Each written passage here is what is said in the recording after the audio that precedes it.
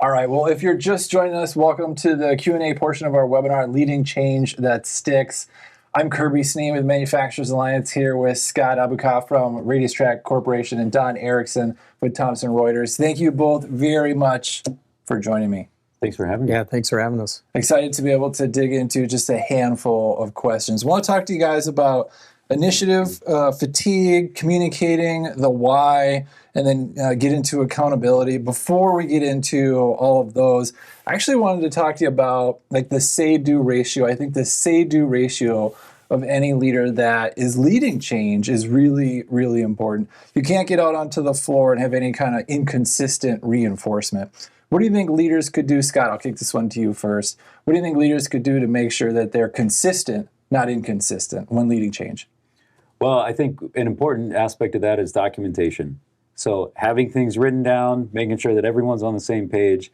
Also, in a training environment, it's important to train the trainers. So making sure that everyone is consistent with the actual, training that's happening. Mm-hmm. What would you add, Don? That message, if you really truly believe that safety's first, then don't put productivity first, right? Make sure that you're really talking about safety and that it's the first initiative you're looking at. Mm-hmm. And then the other part would really be, on your Gemba walks, make sure that we're actually doing them and really having good interactions in order to help support the need and the use. So with the boards, having those meetings, you talked about in the presentation, but safety, quality, delivery, costs, you do it in that order, or what order do you do it in usually? Yeah, it would be. Yeah. So you're looking at that safety first, and that's the priority. And again, having those safety messages before you even start talking about productivity issues or quality. And I know that's tough. I mean, you're sitting there and, you just got done with the meeting where all you're hearing about is the productivity issues or that quality issue that came up.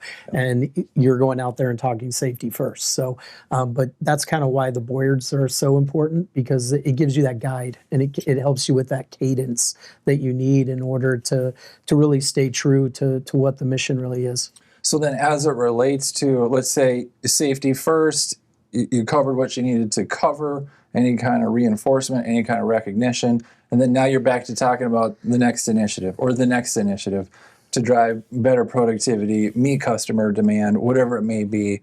Let's say, you want to have 5 or 6 change initiatives in the hopper. What do you do to make sure you're not overdoing it and there isn't initiative fatigue, change fatigue? Yeah. No, that's a great question. That certainly can happen. We really only think about having 1 to 2 different initiatives at a time. So overloading certainly is something that you don't want to do.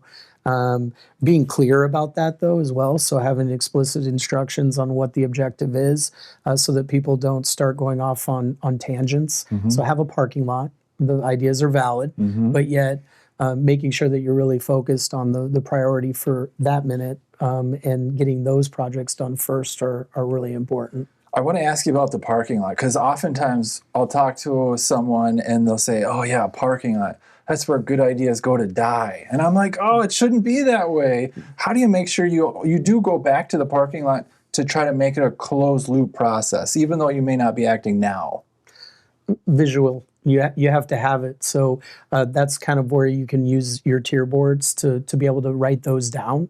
And if they're present there and you see them every day, oh yeah, I gotta remember that one. Mm-hmm. But if you put your parking lot items in a file that nobody goes to, or a file cabinet, or wherever you might store them, then they're hidden. But that visual look and having a good place for them, and then a way of going back around in order to make sure you're addressing those is important. How about yourself? What would you add in terms of initiative fatigue? How do you make sure you don't wear out the team? For us, it's really about the small wins. So having momentum with small wins, and the wins don't just happen, by chance. You really have to plan them out. So even if it's a very small thing, like, hey, we have this one small improvement, that's enough to put on the board and celebrate. So celebrating small wins and planning those out, knowing weeks ahead of time, here's the win that's going to happen in a couple weeks. Mm-hmm. Yeah.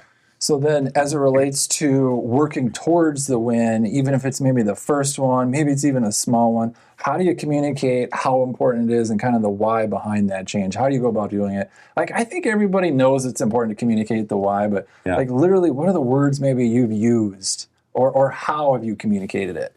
I really get back to the why of the company, right? Everything needs to be in alignment. So at Radius Track, we want to make curved framing easy for everyone. And even the initiatives for digital transformation and the things that we're doing to create software packages and other things internally, they all align with that why. Here's why we're going to do this, right? Here's how that is going to allow us to grow and allow us to achieve the vision of the company. Yeah, Don, what would you add to this one? How do you make sure that you communicate the value and the why? I think you really have to make it human. You have to be a human, right? So I always like to say, we're trying to look at different ways in order to help improve your work life, right? We want to make it to where it's of value to those that are making the change. Change is hard. So if you can give concrete reasons for it, then that's only going to help you in initiating that. In addition to that, I also find that modeling that change is super important. So I've been in buildings where, we have belts and then we have e-stops that go over the belt. And it's really easy to jump over the belt, but clearly that's not safe, right? So if you have your managers and your leaders who are jumping over the belt and not stopping the belt and crossing over, then it's going to be really hard to enforce that and help that change move forward. So let's go into kind of the potential dark side of not doing what you said you were going to do, or someone not doing what they said they were going to do. Because you want to, there's got to be a certain level of accountability. You want every individual to feel a certain level of attachment and responsibility. And you want to do that without like pointing fingers and blaming or shaming. How do you balance holding people accountable without the blame or shame? I think it's important to remind everyone that they're here to do a good job, and they want to do a good job, and they want to be a strong team member, and they want to be on a winning team. So if you lay that out and just remind them, hey, even though this is something that is new and something that they might not want to do initially, that's what's going to make us stronger as a team, and that's how that individual can contribute. Yeah. How do you remember to do that when you're really busy? It's a good question. I think it just comes back to, the winning team mentality, right? We all want to be on a winning team.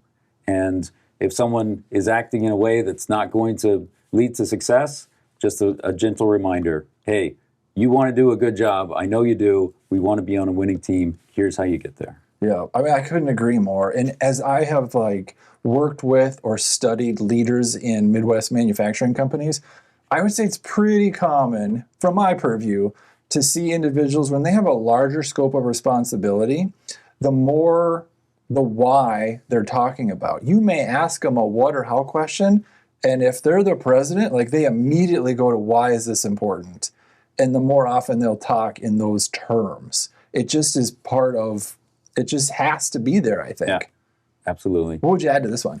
Yeah, I totally agree. It's part of that culture. You have to have that. And it's not the blame game. It's how are we improving? How are we looking for opportunities? So it starts there. I totally agree. If everybody thinks, oh, woe is me, or you're blaming me, then certainly it's going to be tough, right? Yeah. But if you have that culture already set up, then it's going to be a little bit easier. Yeah. Also, I find that you have to own up to some of your misses. As leaders, we're trying to be perfect sometimes, whereas we can't be. So to be able to own some of those misses that we might have had. So maybe it was documentation that we didn't quite have right, or wasn't really indicative of what's actually going on out on the dock. To own those and to really communicate that out, and then go back around and circle through in order to then listen to those that are actually doing it. Sometimes takes you got to be a little humble, I guess, but sometimes it takes a little bit of effort in order to do that. So being and willing to be able to do that is certainly key, I would say. Yeah, it's like you got to slow down to do that in order to speed up in the long run. Yep. Okay, so last question for both of you guys here as we land the plane. What do you think is the number one cause of a new initiative not sticking? Most important topic for today, leading change that sticks. What do you think is the number one cause of it not sticking? I would say people don't understand the importance. They revert back because that's what they knew before, and they're not motivated to make the change. Mm-hmm. How do you make sure that everybody on the team, whether you have 50 people on the team or you have 500 people on the team, know the value? It's really about the documentation and sharing the vision. Yeah.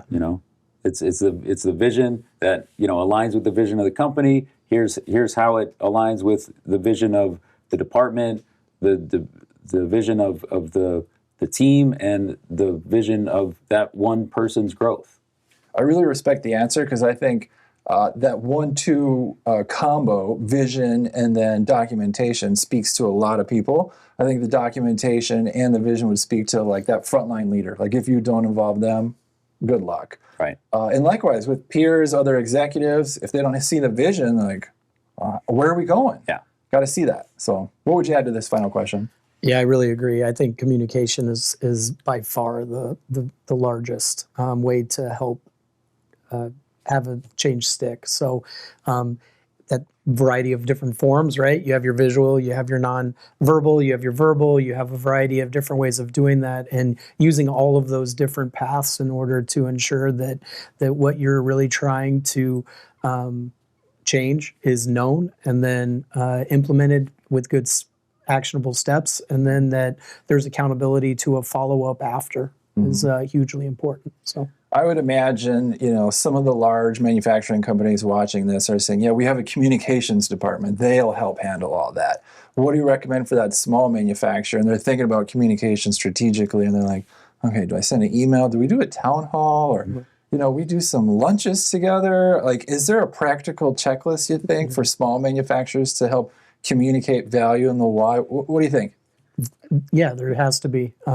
Certainly your leaders, your upfront leaders, your supervisors, even, the trainer, whoever it might be, they might not know all of the different initiatives or things that they have to do. So having a checklist or a standard that guides them, it's not going to give them exactly every little step, but to have that opportunity to kind of give the top level so that they have a roadmap, if you will, to help guide them on some of these initiatives is super important. And I would say that's definitely something I've learned throughout, which is make sure that, each thing is clearly thought out, but then on top of that, presented in a way that helps them to then continue with that particular change. Yeah. Scott, you get the last word on this one. What do you think? Final thoughts here. It's not going to be a one and done communication. It's going to be regular rhythm, weekly, if not more frequently than weekly, but at least a weekly thing, message to the company, reinforcing it, and that small win,